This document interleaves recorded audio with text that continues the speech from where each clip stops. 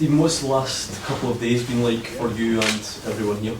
It's been difficult, as I said before when I spoke to the press, Mark was a popular person around here. He brought a lot of the players to the club and a lot of the staff. So there's a lot of disappointment, and as I said, but footballers get another chance. We always get another chance to go out and prove themselves, and that's exactly what they need to do. We have to deal with the situation, and unfortunately losing your job is part of modern day football now, as we've seen we're on Euro, etc. So you have to deal with it and you have to move on with it, and players do that. What's the players' mood been like then? Because like you say, they don't really have time to dwell on it, do they? Well, they didn't. Obviously, Mark lost his job on Tuesday, and we took the session, and that's sort of their sanctuary. When you take them on the pitch, they forget about everything, and they've been great this week.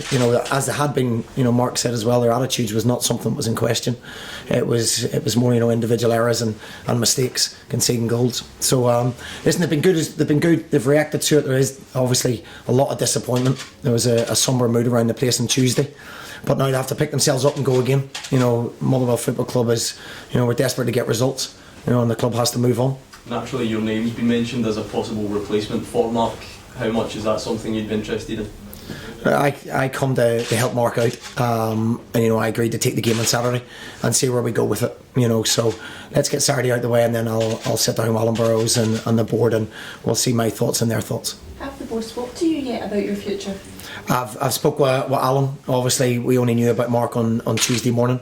We came in to prepare for training, and obviously we found out about Mark. So they've asked me to take it for Saturday, and that's as much discussion as we've had at this moment in time. What have you done differently with the players in these last couple of days? I just think, obviously when we come on back again, I was going to do the same thing anyway to try and get them organised. I think the facts are there for themselves. We've conceded 27 goals in 10 games.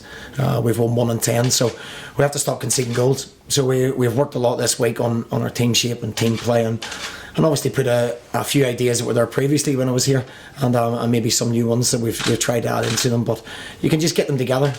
And I said previously, if you don't do the basics right, which is winning headers, tackles and second balls, and having that desire to really win football matches, then it doesn't matter who sits in the hot seat. So that's what we have to get. We have to get that 10% extra.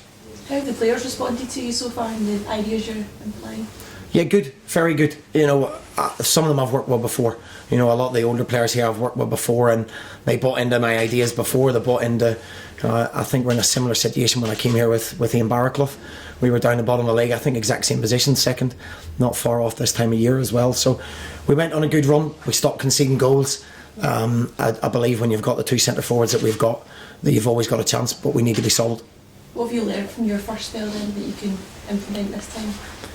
I think pace up here in Scotland is vital. Your forward players are vital to it, and the teams that are doing well have got, two centre forwards that are causing problems. I look at Dundee on Saturday, and the two boys up front caused massive problems. I think the teams up the top end of the table are doing that. I've learned that. I learned that if you're organised, you should stop conceding goals. I don't think it's just Scotland. I think that's anywhere. If you're organised, you've got half a chance. Steve, how difficult has it been for you, obviously, because you said it was Mark that wanted you back, and it was only just over a week ago as well, to step into his shoes so quickly? Yeah, it was very difficult. In truth, I didn't see it coming. I agreed to come back until the end of the season, and then look at a couple of options I had that I knew would be in the mix at the end of the season. So it's taken everybody a little bit by surprise. I spoke to Mark afterwards, and I said they've asked me to take the game, and his thoughts were, yeah, go and take the game. Go and take the game and do the best you can with it. So that's where we are at the moment. Obviously, you've had a similar experience to Mark recently as well. A very short spell at Oldham. I think you went down there and had a few players as well.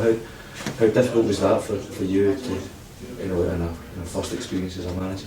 I've got to be very careful what I say. I'm under obviously a compromise agreement with Oldham, so what I will say is, I went down there to 3 players. I signed 23 players in 3.5 weeks with a transfer embargo on us. So it was a very short spell to try and turn a football club around and rebuild it completely. But it's lessons learned. It was a massive job that needed time, and obviously I didn't get that amount of time.